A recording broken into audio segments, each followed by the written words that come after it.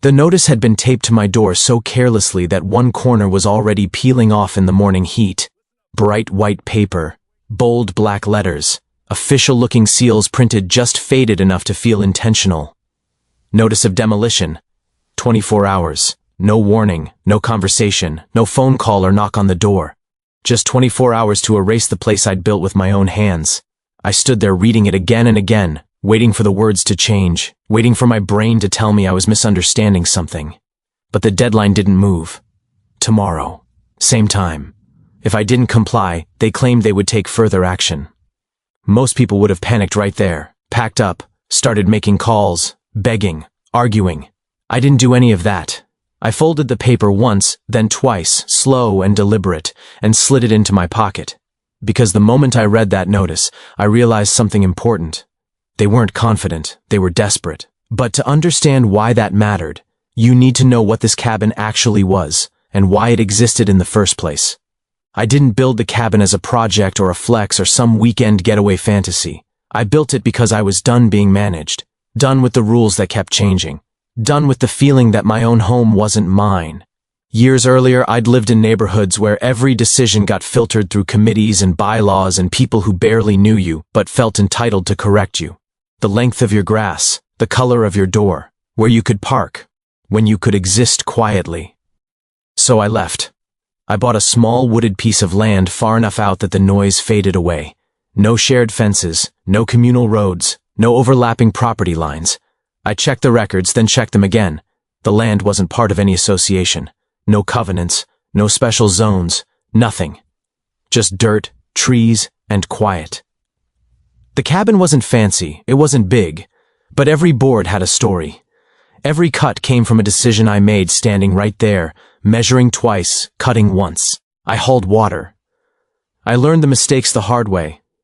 There were nights I slept inside before it was fully sealed, listening to the wind roll over unfinished walls. And every morning I woke up knowing that no one could tell me what I could or couldn't do on my own land. For a long time, that was exactly how it stayed. Peaceful, predictable, invisible, until the letters started showing up. The first one looked almost friendly. It was printed on thick paper with a soft logo at the top and language so polite it felt rehearsed. They were introducing themselves. A homeowners association from a nearby development I barely thought about. They said they had concerns about structures in the vicinity and wanted to open a line of communication to ensure the area remained consistent with community standards. I reread it twice and smiled. They were fishing. I didn't live in their community. I wasn't subject to their rules. I assumed it would end there. I didn't respond. A week later, another letter came, still polite but colder. This time they referenced visual impact and potential non-compliance issues. Vague language, no specifics. They didn't name a rule. They didn't reference jurisdiction. Just implied that something about my cabin didn't sit right with them. I ignored that one too. After that, the tone shifted. The letters came more frequently, firmer wording, more official formatting. They started including printouts of satellite images, arrowed circles highlighting my property as if it were a problem spot on a map. Still no clear authority claimed, still no legal citation. Just pressure. That was when my instincts kicked in. This wasn't about compliance. It was about control. Then the visits started. I'd come back from town and noticed tire tracks that weren't mine. I'd spot someone parked at the edge of the access road pretending to check their phone. Once, I caught a drone hovering just high enough to feel accidental. When I stepped out onto the porch and looked up, it tilted and drifted away. No one ever announced themselves. No cards left behind. No explanations. Just presence. Just observation. Another letter arrived, this one warning me about unauthorized construction. I read every line carefully. Still nothing concrete. No permit cited. No county references. Just the association claiming that my cabin may create legal exposure for surrounding properties. Surrounding properties. That phrase stuck with me. I went back to the county records. Everything was clean. I'd already done this once when I bought the land, but I wanted to make sure nothing had changed. It hadn't. My property still sat exactly where it always had, outside their boundary, not governed by their bylaws, not subject to their review. When I realized that, the situation shifted from annoying to interesting, because at that point, they weren't mistaken. They knew exactly what they were doing. The pressure ramped up fast after that. I'd receive emails demanding responses to questions I never agreed to answer. Notices claiming deadlines I never acknowledged. Once, a man in a reflective vest walked right up to my cabin while I was inside, clipboard in hand, and started photographing the exterior like he belonged there. When I stepped outside and asked who he was, he smiled like we were old friends and said he was just documenting conditions. Documenting for who? He didn't answer. Just finished his photos and left. That night, I sat at the small table by the window, listening to the hum of insects outside and reading through every message they'd sent. All the language was carefully designed. Nothing outright threatening, nothing that could easily be challenged on its own. But together, it formed a pattern: repetition, pressure, time limits, implications of authority without proof of it. They wanted me overwhelmed, confused, rushed into compliance. What they didn't realize was that the more they pushed, the calmer I got. Then came the final letter. The one that wasn't a letter anymore. No soft language, no introductions, just a notice, titled, formatted, signed, 24 hours.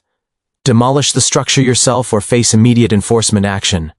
That was the moment they crossed the line. Not legally, at least not yet, but strategically. Because issuing a deadline like that only makes sense if you believe you're about to lose control. If you think waiting any longer will cost you something. I stood on the porch after reading it, looking out over the trees, listening to the wind brush past the cabin walls. 24 hours wasn't enough time to tear this place down even if I wanted to, which meant they never expected me to comply. They were betting on panic, on fear, on me folding without questioning how far their authority really went. Instead, I went back inside, placed the notice on the table, and sat down, slowly, quietly. Because now I knew something they didn't. And that was exactly where the story started to turn. I didn't sleep much that night, but not because I was stressed. It was the opposite.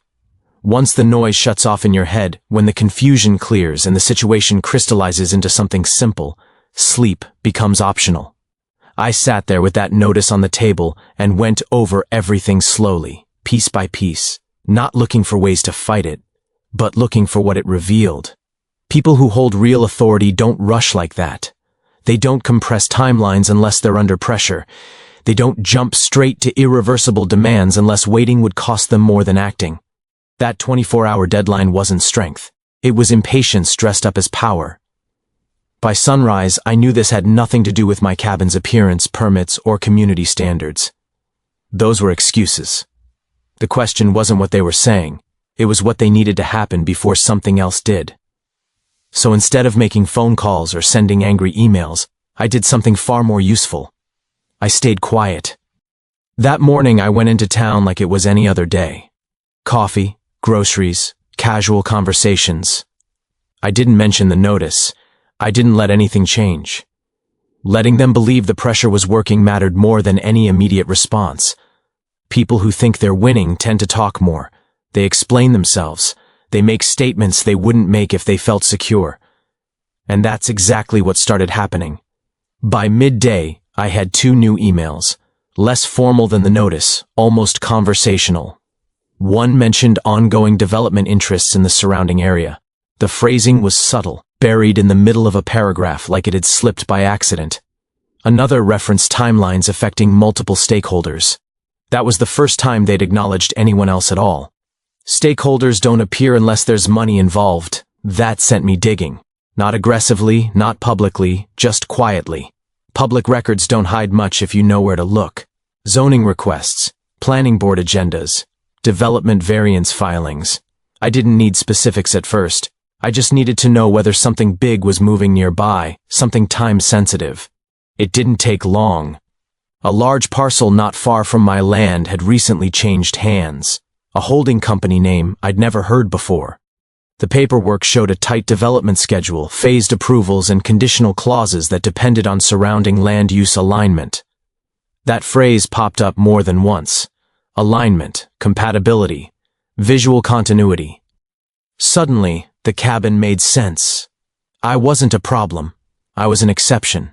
A stubborn, inconvenient detail that didn't fit neatly into a marketing map or aerial rendering. Something that would be visible, both literally and legally, if left alone. Something they couldn't control directly, but needed gone before the next step locked in. That also explained the rush. Once I understood that, everything else clicked into place. The letters, the shifting tone, the surveillance, the escalation without authority. They were trying to manufacture compliance faster than the system could catch up to them. And they assumed I was isolated enough and uninformed enough to cave quietly. So I let them keep assuming. I started documenting everything, not in a way that screamed confrontation, but in a way that preserved truth. Dates, times, exact wording, screenshots of emails, copies of notices. I saved voicemails I never returned. I wrote down license plate numbers when the same vehicles showed up more than once. Nothing dramatic, just careful, just complete. The more I didn't respond, the bolder they got. Another representative showed up 2 days later. Different person, different tone. This one acted concerned, almost sympathetic. Talked about finding a solution and avoiding unnecessary complications. He implied that cooperating now would make everything smoother later. When I asked him, casually, what authority they had over my property, he smiled and told me it was a complex situation. Complex situations don't resolve themselves with 24-hour deadlines. I told him I'd look into it and thanked him for coming by. He left quickly, like someone who knew staying longer might lead to questions he couldn't answer. By the end of the week, the situation had escalated in a way they probably thought would scare me. Notices copied to multiple email addresses, warnings about external enforcement, vague mentions of legal exposure. Every message felt louder than the last, like they were trying to substitute volume for legitimacy. But underneath the noise, they were making mistakes, names that didn't line up with titles, references to processes that hadn't actually occurred yet, statements that contradicted earlier claims, the kind of inconsistencies that only appear when people are improvising under pressure. And then they made the move that changed everything. They scheduled a public meeting, not with me, not privately, a general meeting with homeowners, local officials, and interested parties to address ongoing land use concerns near the development boundary. My property was listed as an agenda item, not by address, but by description. Non-conforming structure adjacent to planned expansion zone. That told me two things. First, they were trying to legitimize their authority retroactively by putting the issue into a public forum. Second, they assumed I either wouldn't show up or wouldn't be prepared if I did. I didn't miss the irony. They were the ones bringing attention to the very thing they wanted erased quietly. I didn't respond to the meeting notice either. I just kept preparing. By then, the paper trail was solid. Their communications established intent, their timeline established urgency, the development records established motive, and their own words, careless, inconsistent, increasingly frantic, established overreach. I wasn't planning a confrontation. I didn't need to. When someone rushes, they reveal themselves. All I had to do was give them enough room to keep talking. The day before the meeting, another email came through, short, firm, saying that my failure to act would be addressed publicly. That phrase struck me as strange. Addressed by who? On what grounds? They still never answered those questions. That's when I knew this wasn't about enforcement. It was about narrative. They wanted the room, the audience, the pressure of public perception. They wanted to present me as the obstacle, the problem, the lone holdout standing in the way of progress. And they believed that framing alone would be enough to force my hand. They underestimated one thing. I wasn't trying to win an argument. I was letting facts do the work for me. On the morning of the meeting, I returned to the cabin and stood on the porch for a moment before leaving. Everything was quiet. No drones, no parked cars, no sudden activity. The pressure they'd been applying non-stop seemed to pause, like the calm before something dramatic. That's when it hit me they thought today was the end. In their minds, this meeting would resolve the problem one way or another. Either I'd fold under scrutiny, or they'd move forward with justification. They believed the momentum was theirs. I locked the door, drove into town, and took a seat in the back of the room. I didn't speak at first. I watched. They opened confidently. Slides, maps, carefully chosen language. They talked about harmony, growth, compatibility, and long-term value. They avoided specifics about authority, instead leaning on implication and tone. Heads nodded. Pens scratched. Everything looked orderly. Then my property came up. They described it as unauthorized, out of alignment, a risk. Not once did they say how they had jurisdiction. Not once did they acknowledge the land records. They spoke as if saying it confidently enough would make it true. That was their mistake. When questions started, coming from the room, Simple ones, reasonable ones. They stumbled. Someone asked when the association boundary had changed. Someone else asked why the county hadn't issued any notices. A third person asked why deadlines were issued before formal processes had concluded. Each answer introduced a new inconsistency. That's when I stood up. I didn't raise my voice. I didn't accuse anyone of anything. I simply asked one question. Can you explain, clearly and on record, what authority you use to issue a demolition notice on land that isn't part of your association? The room went quiet in a way you can feel in your chest. They tried to pivot, redirect, reframe, but it was too late. The timeline they'd rushed revealed the hole they couldn't fill. The documents they hadn't expected to be questioned were suddenly relevant, and the public setting they hoped would pressure me was now doing the opposite. I didn't need to say much after that. I let them keep talking. Because at that point, the trap wasn't something I sprung. It was something they'd already walked into themselves. Once the question was out there, the mood in the room shifted. Not dramatically at first, just a subtle change. People leaned back in their chairs, pens stopped moving. The confident rhythm the presenters had relied on broke apart as they tried to answer without actually answering. They spoke about intent instead of authority, about goals instead of boundaries, about processes that were in progress but somehow strong enough to justify forceful action.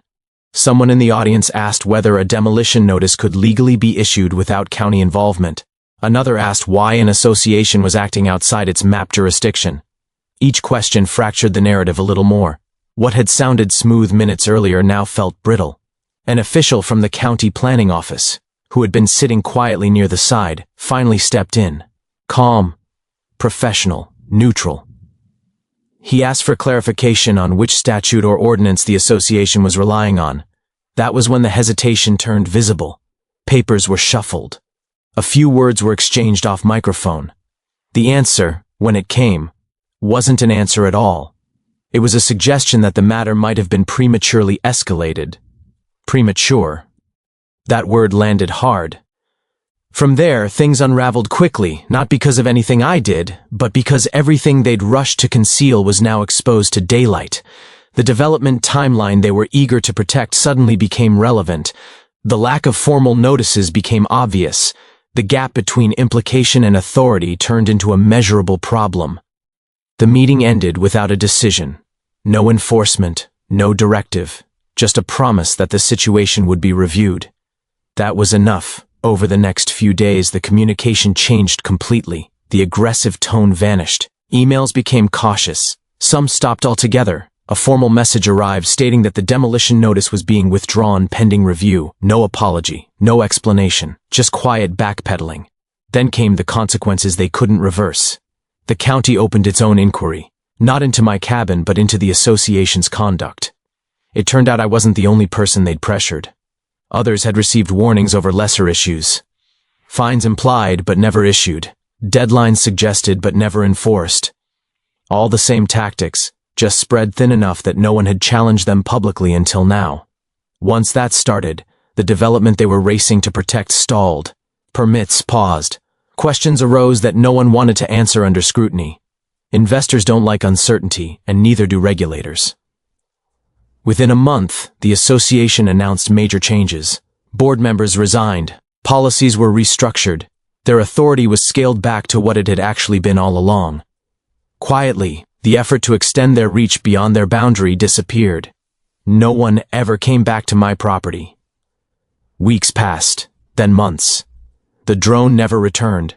The letters stopped for good. The access road went back to being empty. The cabin settled into the rhythm it had before all of this began, as if the pressure had never existed at all. One evening, I sat on the porch as the light dropped behind the trees, listening to the wind move through the same walls they'd wanted gone. Nothing about the place had changed. It wasn't larger, it wasn't safer, but it felt stronger somehow, not because it had been defended, but because it had been acknowledged. People like to imagine moments like these as victories, confrontations, showdowns. But the truth is quieter. There was no celebration, no gloating, just a sense that balance had returned once unchecked authority met resistance in the form of patience and clarity. I never set out to shut anything down. I just refuse to erase myself to make someone else's timeline easier. The cabin still stands, the land is still quiet, and the lesson stuck with me long after the notices were gone. Power doesn't come from letterhead or deadlines or bold formatting, it comes from legitimacy. And when someone acts like they have authority but can't explain it when asked, all you have to do is let them speak long enough. Eventually, they'll tell you everything.